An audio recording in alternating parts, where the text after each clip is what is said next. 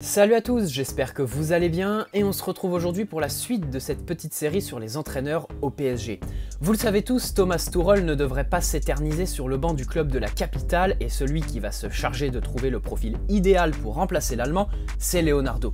Plusieurs noms ont déjà fuité dans la presse, mais certains reviennent avec plus d'insistance. Pep Guardiola, Diego Simeone, Simone Inzaghi et Massimiliano Allegri. Sur les quatre, le dernier semble être le candidat le plus crédible et la piste la plus avancée.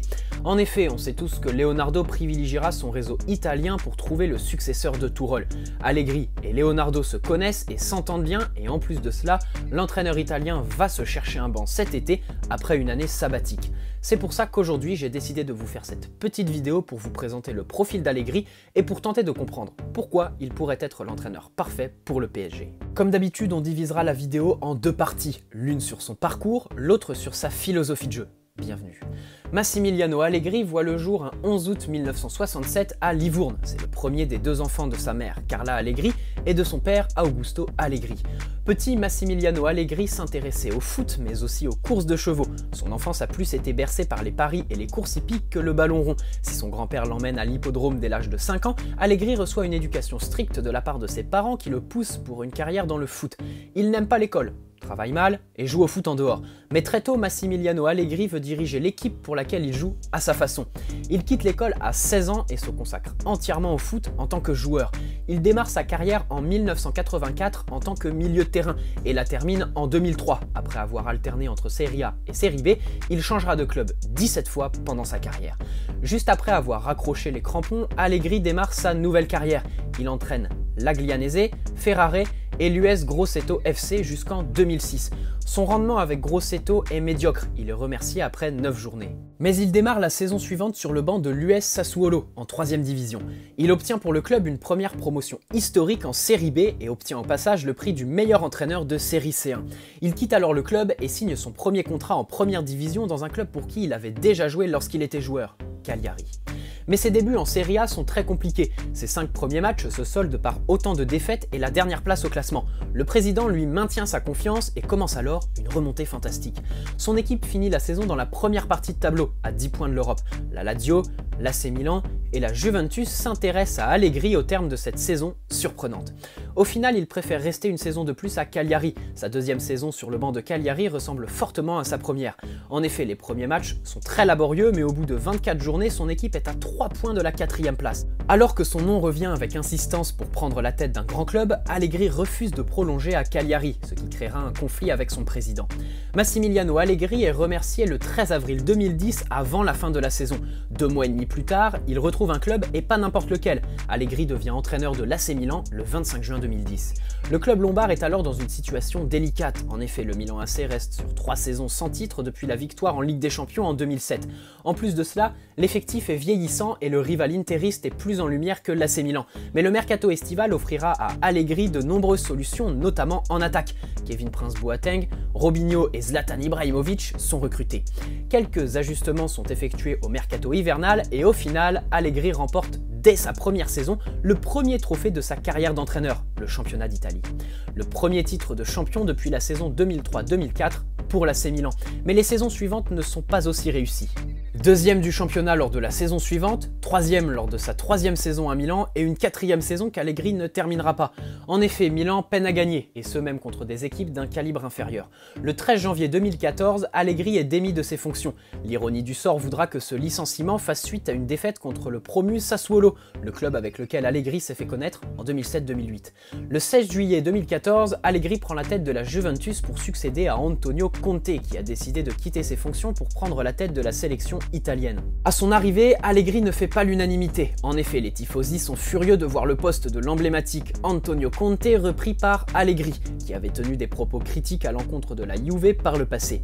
Et force est de constater que les débuts d'Allegri à Turin ont donné raison à ses détracteurs. Fin octobre, les jours d'Allegri sur le banc de la Juventus sont déjà comptés, après 2 défaites contre l'Olympiakos en Ligue des Champions et contre le Genoa en Serie A. Mais la Juventus redresse la barre et démarre la seconde partie de saison d'une toute autre manière. Elle élimine éliminent Dortmund et Monaco en Ligue des Champions pour retrouver le dernier carré qui leur échappait depuis 2003. Allegri et la Juventus réalisent le doublé Coupe-Championnat pour la 3e fois de l'histoire du club. Et pour couronner le tout, la Juventus offre une place en finale de Ligue des Champions après avoir éliminé le Real en demi. Mais la finale est perdue 3-1 à Berlin contre le FC Barcelone. Les tifosi retiennent de cette première saison la flexibilité tactique d'Allegri qui change souvent d'organisation. Le début de sa seconde saison sur le banc turinois est encore une fois poussif, puisqu'il est tout simplement le pire début de saison de l'histoire du club. Fin octobre, Allegri se retrouve encore sous pression à 11 points du leader du championnat. Allegri prononcera alors sa fameuse phrase « En bien comme en mal, les records je les bats toujours ». Arrivera ensuite une série de 16 victoires consécutives qui propulse la Juventus de la 12e à la seconde place au classement. Le 13 février, la Juventus bat le leader napolitain et prend la tête du championnat. Ils ne quitteront plus leur première place et remporteront le 32e Scudetto de l'histoire du club. En Ligue des Champions, la Juventus est éliminée dès les 8e de finale par le Bayern Munich. Son coaching gagnant au match aller permet à la Juve d'accrocher le 2-partout et au retour, les Italiens mènent 2-0 mais se font rattraper et craquent pendant les prolongations. La Juventus réalise une seconde fois le doublé Coupe-Championnat mais est éliminée prématurément en Ligue des Champions pour sa seconde saison à Turin. Ensuite, la Juventus joue une autre finale contre le Real, cette fois en 2017, mais Allegri échoue encore aux portes de la victoire finale en Ligue des Champions. En 2018, la Juventus est éliminée en quart de finale de la Ligue des Champions contre le grand Real Madrid et même scénario en 2019 contre la jeunesse insouciante de l'Ajax Amsterdam. Allegri quitte la Juventus en fin de saison 2018-2019, puis prend une année sabbatique pour 2019-2020. Son bilan à la Juventus est simple, une domination écrasante en Serie A, mais pas de Ligue des Champions. Et dans un top club européen, difficile de rester plus de 5 ans dans un club sans ramener la coupe aux grandes oreilles. En effet, Allegri à la Juventus, c'est 5 titres de champion, 4 coupes d'Italie, 72,5% de victoires et 2 finales de Ligue des Champions. Perdues. Voilà comment Allegri en est arrivé là. Son parcours est très intéressant, mais sa philosophie de jeu l'est encore plus. Alors sans plus attendre, analysons les principes d'Allegri. La plupart des entraîneurs ont leur style bien à eux. Massimiliano Allegri, il a sa singularité bien à lui. En effet, la possession est l'apanage de Guardiola, la défense, celui de Mourinho, le contre, celui de Diego Simeone et le pressing, celui de Klopp. Ces hommes sont arrivés au sommet en inculquant à leur équipe une philosophie particulière. Eh bien, Allegri peut très bien s'asseoir à la table des grands, mais personne cerne réellement sa méthode. D'abord parce qu'il n'a pas de dispositif propre à sa philosophie.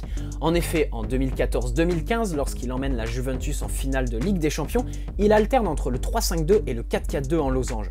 En 2016-2017, pour sa deuxième finale, c'était le 4-2-3-1, et pour sa dernière saison à Turin, c'était le 4-3-1-2 qui était utilisé. Mais Allegri a des principes bien à lui, le premier étant le mouvement perpétuel. L'idée d'Allegri n'est pas d'organiser un bloc équipe, son maître mot c'est le mouvement, son repère, le ballon. Les équipes qu'il met en place sont polymorphes. En effet, au sein de sa Juventus, on pouvait voir Mandzukic, par exemple, redescendre défendre avec Alexandro. Allegri est un coach qui laisse beaucoup de liberté à ses joueurs, notamment offensivement. Même s'il est très pointilleux sur le plan défensif, on a souvent reproché à Allegri de ne pas être organisé offensivement tant il laisse beaucoup de liberté à ses attaquants, ce qui devrait plaire à Neymar par exemple, mais aussi à Di Maria, Mbappé, voire même Cavani qui semble être un profil idéal dans la méthode d'Allegri par son mouvement permanent et ses courses un peu partout sur le terrain mais surtout défensives. A l'inverse, on peut penser qu'un attaquant aussi statique qu'Icardi peinerait à se trouver une place dans l'engrenage Allegri. Même s'il base ses systèmes sur le mouvement, Allegri est un adepte des profils techniques, à l'image de Maurizio Sarri par exemple.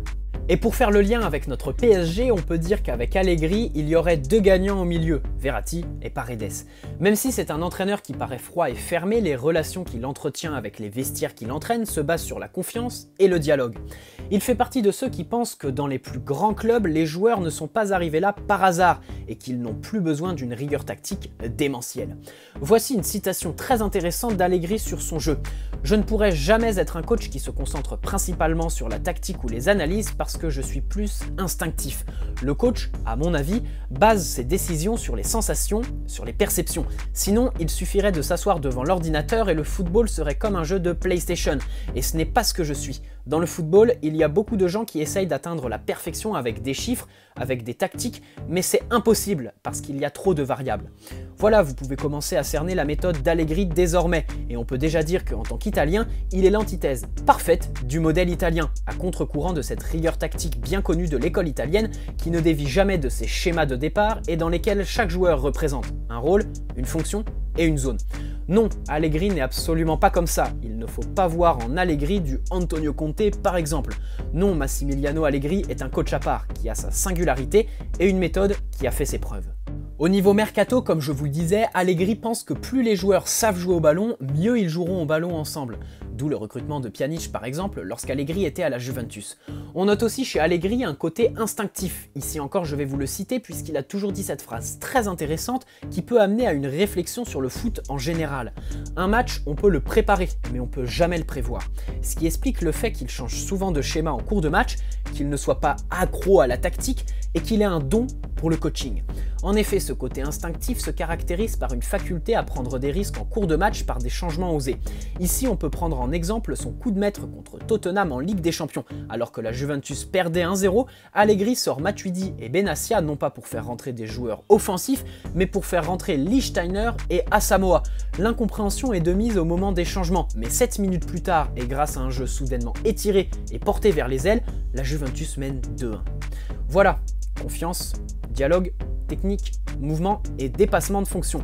Voici en 5 mots la méthode Allegri. À travers son parcours, on peut mettre un bémol sur les débuts de saison puisque la plupart des équipes qu'il a entraînées ont mal débuté leur saison, avant de se reprendre en seconde partie. Quoi qu'il en soit, Allegri est la piste privilégiée par Leonardo en cas de départ de Thomas Tuchel. Maintenant, est-ce l'entraîneur idéal pour le PSG ? À vous d'en juger dans l'espace commentaire. Sa philosophie singulière devrait plaire à toute l'équipe, notamment devant où Neymar et Mbappé affectionneraient les libertés qu'il laisse à ses attaquants. Ces 2 finales de Ligue des Champions témoignent d'une expérience que peu d'entraîneurs possèdent. Et puis, les grands vestiaires, il connaît. Lui ne vient pas de Séville ni de Dortmund, et gérer un vestiaire de top club, même lorsque tu gagnes 3 Ligues Europa d'affilée avec Séville, c'est une autre paire de manches. Pas de schéma favori, juste de l'adaptation permanente à l'adversaire, et de l'instinct. Dans tous les cas, la place de Tuchel à la tête du PSG la saison prochaine n'est absolument pas garantie. Et si changement il y a, il faudrait le faire pour au moins 4-5 ans. L'expérience d'Allegri à la Juventus peut nous laisser penser qu'il fait partie du cercle très fermé des entraîneurs capables d'emmener une équipe remplie de stars très loin en Ligue des Champions. On note aussi son profil très singulier. Il ne faut pas se mettre en tête que parce qu'il est italien, les équipes qu'il met en place mangent de la tactique à toutes les sauces. Bien au contraire. Voilà, j'espère que cette vidéo vous aura permis d'en savoir un peu plus sur Allegri. N'hésitez pas à poser un like si c'est le cas et me donner vos avis sur une possible arrivée du coach italien au PSG dans l'espace commentaire. Rendez-vous demain pour le début d'une nouvelle série. Allez Paris, bonne soirée à tous, prenez soin de vous et de vos proches. Ciao.